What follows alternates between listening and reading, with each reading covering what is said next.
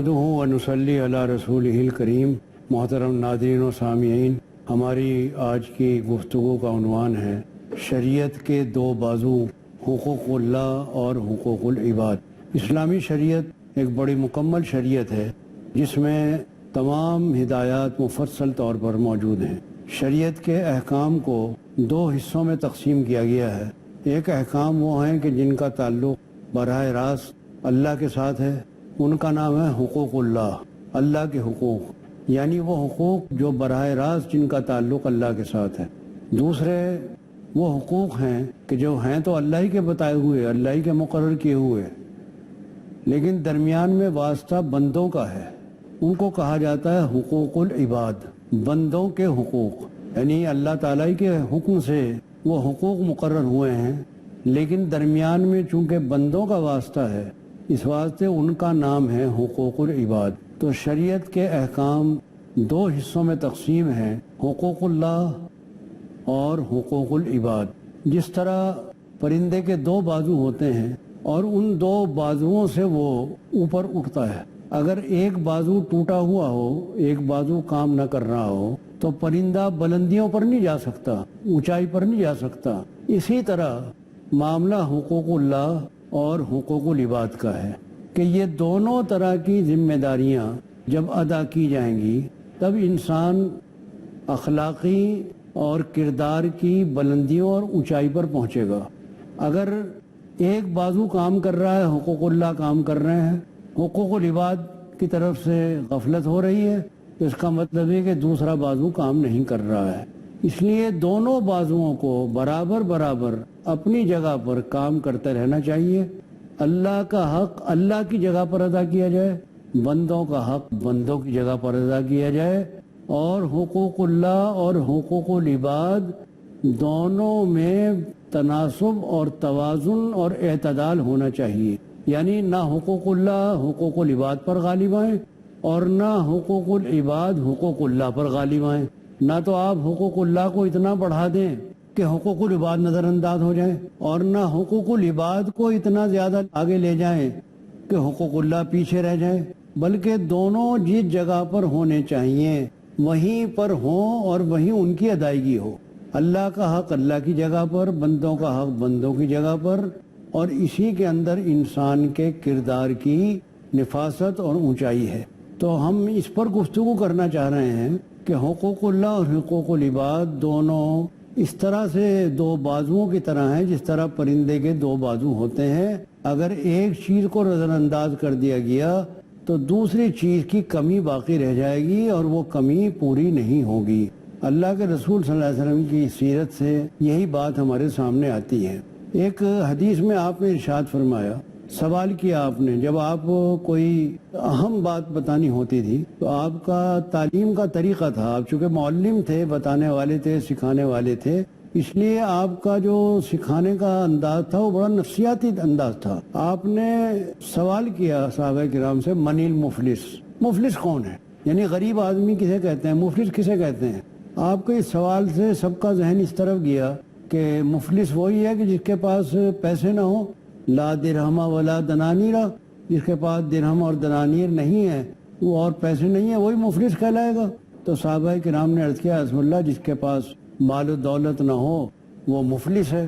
آپ نے فرمایا کہ نہیں، میری امت کا مفلس وہ نہیں ہے، میری امت کا مفلس وہ ہے کہ قیامت کے دن بہت ساری عبادتیں لے کر گیا، اس نے نمازیں بھی خوب پڑھی تھی، روزے بھی خوب رکھے تھے، خوب حج کر کے گیا تھا، بہت ساری عبادتوں کا اجر و ثواب لے کر گیا، لیکن حقوق العباد میں اس سے کوتاہی ہوتی رہی، کسی کا حق مار لیا، کسی کے ساتھ زیادتی کر لی، تو دنیا کے اندر اس نے حقوق العباد کے اندر کوتاہی کی۔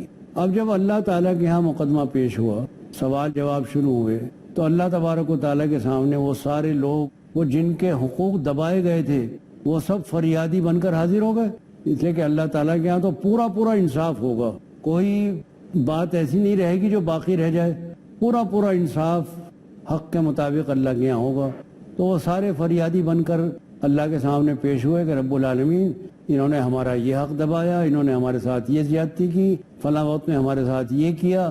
تو زبان سے زیادتی کی ہو، ہاتھ سے زیادتی کی ہو، یا کوئی مال و دولت کسی کا دبا لیا ہو، کسی کی زمین دبا لی ہو، یا کسی کے ساتھ بے ایمانی کی ہو، یا کسی کے ساتھ کم تولا ہو، یا کسی کے ساتھ کوئی زیادتی کی ہو. غرض یہ کہ وہ تمام حقوق جن کا تعلق بندوں کے ساتھ ہے، حقوق العباد، وہ سارے کے سارے فریادی بن کر انصاف مانگنے کے لیے اللہ کی بارگاہ میں حاضر ہو گئے. اب جب معاملہ یہ ہوا تو اللہ تعالیٰ نے فرمایا کہ بھئی ان کا حق دو. اب وہاں حق کہاں سے دے گا؟ وہاں کوئی زمین کے بدلے زمین، پیسے کے بدلے میں پیسہ، یا کوئی زیادتی کے بدلے میں زیادتی تھوڑی ہوگی. یہ تو یہاں ہے کہ بھئی یہاں ہم نے مارا تم ہمیں مار لو، ہم نے تمہارے پیسے لیے تو ہم سے پیسے واپس لے لو. تو یہاں تو بدلہ ہر چیز کا دنیا کے اندر تو اس طرح ہو سکتا ہے، لیکن آخرت کے اندر تو اعمال کا سلسلہ ختم ہو گیا. اب اعمال کا بدلہ اعمال سے تو ہوگا نہیں. اس بات سے اب اللہ تبارک و تعالیٰ فرمائیں گے کہ ان کا حق ادا کرو، ان کا بدلہ دو. تو جو اجر و ثواب اعمال کا مل چکا ہے وہ اجر و ثواب کے ذریعے ان کا حق ادا کیا جائے گا. مثلا وہ کہیں گے کہ ہم تو اپنا حق جب معاف کریں گے کہ اتنے سال کی نمازوں کا جو اجر و ثواب ہے وہ ہمارے حساب میں لکھا جائے، ہمیں دیا جائے جب ہم معاف کریں گے. اللہ تبارک و تعالیٰ فرمائیں گے کہ بھئی کرو آپس میں، تمہارا معاملہ ہے، ہمارا تو ہے نہیں. اللہ تعالیٰ اپنا حق تو معاف فرما سکتے ہیں، بندوں کا حق تو بندے ہی معاف کریں گے. اللہ تبارک و تعالیٰ تو معاف نہیں فرمائیں گے، وہ تو بندے ہی کو معاف کرنا ہوگا. تو اللہ تعالیٰ فرمائیں گے کہ دو بھائی ان کا حق جو یہ مانگ رہے ہیں. تو اس نے اٹھایا، اتنے سال کی نمازوں کا اجر و ثواب چلا گیا. اب دوسرا فریادی آیا، اس نے اپنا حق پیش کیا، اتنے روزوں کا ثواب چلا گیا. تیسرا فریادی آیا، اس نے اپنا حق پیش کیا، اتنے حج کا ثواب چلا گیا. غرض جتنے بھی اس نے اعمال صالحہ کیے تھے، جتنے اس نے اچھے اچھے کام کیے تھے اور ان کا اجر و ثواب اس کے حساب میں لکھا ہوا تھا، وہ سارا کا سارا تقسیم ہو گیا، سارا کا سارا بٹ گیا. اور بھائی خالی ہاتھ کھڑے رہ گئے. فرمایا کہ وہ ہے مفلس، وہ ہے مفلس کہ اب اس کے پلے کچھ بھی نہیں ہے، جو تھا سارا بانٹ چکا. فرمایا کہ یہ ہے مفلس. دنیا کا مفلس مفلس نہیں ہے، آج پیسے نہیں ہیں کل کو کما لے گا، مالدار بن جائے گا. کتنے ہی غریب آدمی مالدار بن جاتے ہیں. لیکن وہاں چونکہ اعمال کا سلسلہ ختم ہو گیا تو اب جو کچھ نیکیاں کما کر بھائی گئے تھے وہ ساری نیکیاں تو بٹ گئیں اور اب خالی جیب کھڑے رہ گئے. آپ نے فرمایا کہ وہ ہے مفلس. تو حقوق العباد کا معاملہ یہ ہے، حقوق اللہ کے ساتھ حقوق العباد. حقوق اللہ بھی اپنی جگہ اہمیت رکھتے ہیں، لیکن حقوق اللہ کے مقابلے میں حقوق العباد کی اور زیادہ اہمیت ہے. کیونکہ حقوق اللہ تو اگر اللہ تعالیٰ چاہیں انسان توبہ کرے، معافی مانگے تو معاف ہو جائیں گے. اللہ تعالیٰ چاہیں گے تو معاف فرما دیں گے. اور تسلی بھی دی گئی ہے کہ ہم بڑے سے بڑا گناہ چاہیں تو معاف کر سکتے ہیں. تو انسان اگر دل سے توبہ کرے، سچے دل سے معافی مانگے تو بڑے سے بڑا گناہ اللہ تبارک و تعالیٰ معاف فرما دیتے ہیں.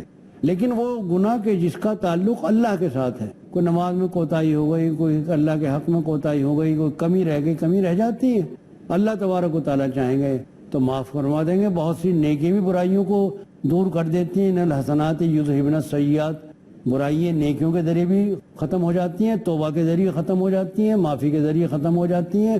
تو کئی طریقے ہیں حقوق اللہ کی معافی کے. کبھی تو بڑی نیکی کی، اس کے چھوٹی برائیاں معاف ہو گئی، کبھی توبہ کی، اس کے ذریعے معاف ہو گئی. تو توبہ استغفار کے ذریعے سے یا بڑی نیکیوں کے ذریعے سے اللہ تبارک و تعالیٰ کے حقوق کی معافی کی گنجائش ہے. لیکن حقوق العباد کا معاملہ یہ ہے کہ حقوق العباد بغیر بندوں کے معاف کیے معاف نہیں ہوتے. اس بات سے یہ معاملہ زیادہ سنگین ہے، زیادہ قابل توجہ ہے. اللہ کے رسول صلی اللہ علیہ وسلم کا جو ارشاد ہے کہ میری امت کا مفلس وہ ہے کہ جو قیامت کے میدان میں کھڑا رہ جائے گا. یہ بڑی عبرت انگیز یہ بات ہے کہ آپ اندازہ لگائیے کہ انسان نے یہاں نمازیں بھی پڑھی، روزے بھی رکھے، خوب عبادتیں کر کے گیا، لیکن لوگوں کے حقوق صحیح معنی میں ادا نہیں کیے اور اس کے نتیجے میں اس کو یہ بھگتنا پڑا کہ ساری نیکیاں برباد چلی گئیں. تو حقوق العباد کا معاملہ یہ ہے. حضور نبی کریم صلی اللہ علیہ وسلم کا عمل اس کے سلسلے میں بہت ہی محتاط تھا. آپ ہمیشہ بندوں کے پورے پورے حقوق ادا کرتے تھے اور کبھی اس کے اندر آپ کوئی کوتاہی برداشت نہیں کرتے تھے اور گوارا نہیں کرتے تھے، بلکہ آپ کی کوشش یہ رہتی تھی کہ جس بندے کا جو حق ہے وہ اس کو بہرحال ملنا چاہیے. بندے کے حق کے اندر کسی قسم کی کوئی کٹوتی نہ ہو، بلکہ جتنا جس کا جو حق ہے وہ پورا کا پورا اس کو مل جائے۔ ایک بڑا عجیب و غریب واقعہ حدیث میں آتا ہے، میرا دل چاہتا ہے کہ میں آپ کو وہ واقعہ سناؤں اور اس سے جو نتیجہ نکلتا ہے وہ بھی آپ کے سامنے رکھوں، لیکن تھوڑے سے بریک کے بعد میں پھر آپ کی خدمت میں حاضر ہوتا ہوں اور وہ واقعہ آپ کو سناتا ہوں۔ السلام علیکم ورحمۃ اللہ وبرکاتہ۔ محترم ناظرین، وقفے کے بعد پھر ہم آپ کی خدمت میں حاضر ہیں۔ بات چل رہی تھی کہ اللہ کے رسول صلی اللہ علیہ وسلم کا ایک ایسا واقعہ جس سے حقوق العباد کی اہمیت معلوم ہوتی ہے، وہ آپ کو میں سنانا چاہتا ہوں۔ آپ اور ہم سب جانتے ہیں کہ اللہ کے رسول سب کا حق پہچانتے تھے، سب کا حق ادا کرتے تھے، اور آپ سے بڑھ کر حق ادا کرنے والا کوئی نہیں تھا۔ آپ کو یہ بات کبھی بھی برداشت نہیں تھی کہ کوئی شخص یہ کہے کہ آپ نے کسی کا حق رکھ لیا ہے۔ فتح مکہ کے بعد جب آپ تشریف لا رہے تھے واپس، تو طائف میں آپ نے لوگوں کو مال غنیمت تقسیم کیا۔ جو لوگ نئے نئے اس وقت اسلام کے اندر داخل ہوئے تھے، ان کی حوصلہ افزائی، ان کی ہمت افزائی کے لیے اللہ کے رسول صلی اللہ علیہ وسلم نے ان کو کچھ زیادہ دیا، اور جو لوگ انصاری تھے، مدینہ طیبہ کے رہنے والے تھے، ان کے خیال میں ان کو اتنا حصہ جتنا ملنا چاہیے تھا اتنا نہیں ملا۔ تو بعض لوگوں کی زبان پر یہ بات آئی کہ اللہ کے رسول نے اپنوں کا زیادہ خیال کیا ہے، کہ ان کو زیادہ دیا ہے، اور ہم لوگ جو مدینے کے لوگ ہیں، انصار ہیں، ان کو کم دیا ہے۔ جب یہ بات اللہ کے نبی صلی اللہ علیہ وسلم کے کانوں میں پڑی تو آپ بے چین ہو گئے، کیونکہ آپ سے بڑھ کر سب کا حق پہچاننے والا، سب کا حق ادا کرنے والا اور سب کے ساتھ انصاف کرنے والا کوئی دوسرا نہیں تھا۔ آپ نے لوگوں سے کہا کہ یہ بات جو میرے کانوں میں پڑی ہے میں اس کو صاف کرنا چاہتا ہوں۔ بعض ذمہ دار لوگوں نے کہا یا رسول اللہ یہ تو کچھ غیر ذمہ دار قسم کے لوگ تھے جن کی زبانوں پہ یہ بات آ گئی، ورنہ ایسی بات نہیں ہے کہ ہم آپ کے بارے میں یہ گمان کریں کہ آپ کسی کو زیادہ دے رہے ہیں، کسی کو کم دے رہے ہیں اور انصاف نہیں کر رہے ہیں۔ آپ کے بارے میں ہمارا یہ خیال بالکل نہیں ہے۔ آپ نے فرمایا کہ نہیں، سب کو جمع کرو، میں اس غلط فہمی کو دور کرنا چاہتا ہوں۔ آپ نے سب کو اکٹھا کیا اور اکٹھے ہو کر آپ نے تقریر کی۔ آپ کی زندگی کی لاجواب تقریروں میں سے وہ ایک تقریر ہے جو آپ نے اس موقع پر کی۔ آپ نے فرمایا کہ دیکھو، ہر کام کے دو پہلو ہوتے ہیں، ایک کام کا ایک پہلو یہ ہوتا ہے، ایک دوسرا پہلو ہوتا ہے۔ تم میرے بارے میں یہ کہہ سکتے ہو کہ تو بے سہارا تھا، ہم نے تجھے سہارا دیا، کوئی تیری مدد کرنے والا نہیں تھا، ہم نے تیری مدد کی، تو بے وطن تھا، ہم نے تجھ کو وطن دیا۔ تم میرے بارے میں یہ سب کہہ سکتے ہو، اور یہ بھی کہہ سکتے ہو کہ تمہارا کون پرسان حال تھا جب تک میں نہیں تھا، مدینے کو کون جانتا تھا جب تک محمد صلی اللہ علیہ وسلم مدینے میں نہیں تھے، مدینے کی کیا اہمیت تھی جب تک محمد صلی اللہ علیہ وسلم نے مدینے کو اہم نہیں بنا دیا، تمہاری قوم کیا حیثیت تھی جب تک کہ حضرت محمد صلی اللہ علیہ وسلم تمہارے درمیان نہیں تھے۔ تو یہ بھی کہہ سکتے ہو کہ تم نے کیا، اور یہ بھی کہہ سکتے ہو کہ میری وجہ سے تمہیں یہ سب ملا۔ تو معاملے کے دونوں پہلو ہوتے ہیں۔ آپ نے یہ جذباتی تقریر فرمانے کے بعد ارشاد فرمایا کہ کیا تم یہ چاہتے ہو کہ کچھ لوگ سونا چاندی لے کے جائیں اور تم محمد کو اپنے ساتھ لے کے جاؤ؟ سب نے تڑپ کر کہا کہ نہیں، ہمیں تو محمد صلی اللہ علیہ وسلم چاہیے، ہم چاہتے ہیں محمد صلی اللہ علیہ وسلم ہمارے ساتھ رہیں، سونا چاندی رہے یا نہ رہے۔ اس طرح آپ نے لوگوں کے دل و دماغ کو دھو دیا اور یہ بات صاف کر دی کہ آپ نے کسی کے ساتھ کوئی بے انصافی نہیں فرمائی۔ اس بات کو ہم آگے بڑھاتے ہوئے آپ کی زندگی کے ایک واقعے کو آپ کے سامنے بیان کرنا چاہتے ہیں۔ واقعہ اس وقت کا ہے جب حضور نبی کریم صلی اللہ علیہ وسلم دنیا سے تشریف لے جانے والے تھے، یعنی یہ باتیں ایسی علامتیں ظاہر ہونے لگی تھی جس سے معلوم ہو رہا تھا کہ اللہ کے نبی صلی اللہ علیہ وسلم اب زیادہ دیر دنیا میں قیام نہیں فرمائیں گے۔ چنانچہ جب سورہ نصر نازل ہوئی، اذا جاء نصر اللہ والفتح ورأیت الناس یدخلون فی دین اللہ افواجا فسبح بحمد ربک واستغفرہ انہ کان توابا۔ یہ سورہ نصر جب نازل ہوئی تو حضرت ابوبکر صدیق رضی اللہ تعالیٰ عنہ اس سورت کو سن کر رونے لگے۔ لوگوں نے کہا کہ اس میں رونے کی کیا بات ہے، اس میں تو اللہ تعالیٰ نے کامیابی کی بشارت دی ہے، لوگ اللہ کے دین میں فوج در فوج داخل ہونے لگے، تو یہاں تو بشارت دی جا رہی ہے، اس میں رونے کی کیا بات ہے؟ حضرت صدیق اکبر نے فرمایا کہ جو بات میں سمجھ رہا ہوں وہ تم سمجھ نہیں رہے ہو۔ اس میں دراصل اللہ کے رسول صلی اللہ علیہ وسلم کو کہا جا رہا ہے کہ اب بس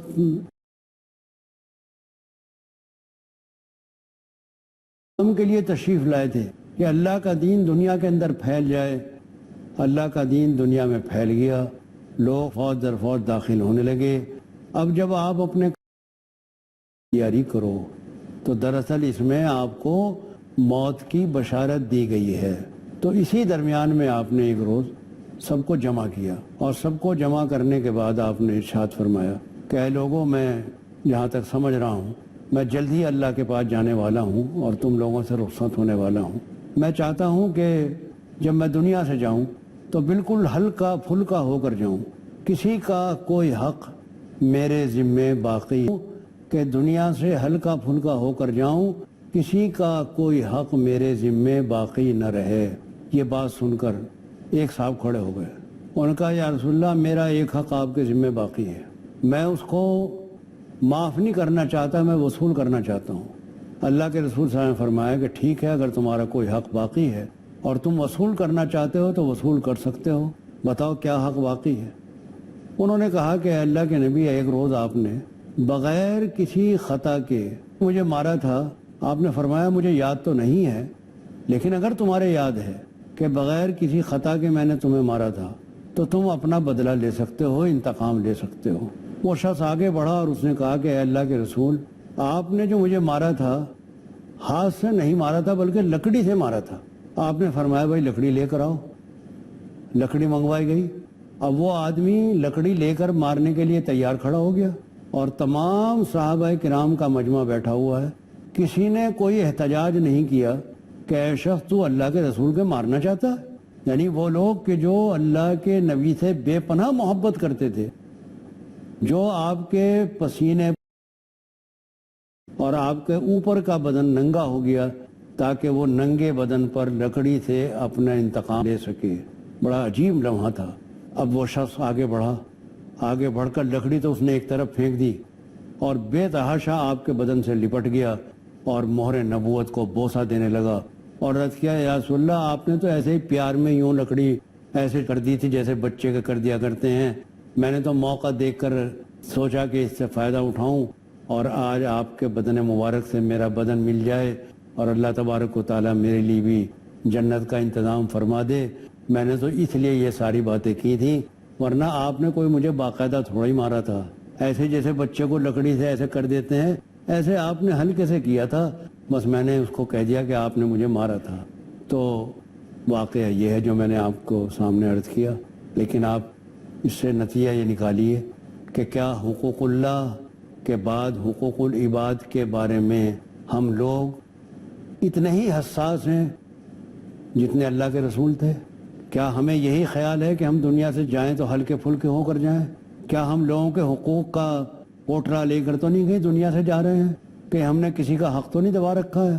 کہیں کسی کی زمین دبا لی ہو، کہیں کسی کا پیسہ دبا لیا ہو، کہیں کسی کو زبان سے ہم نے کچھ کہا ہو؟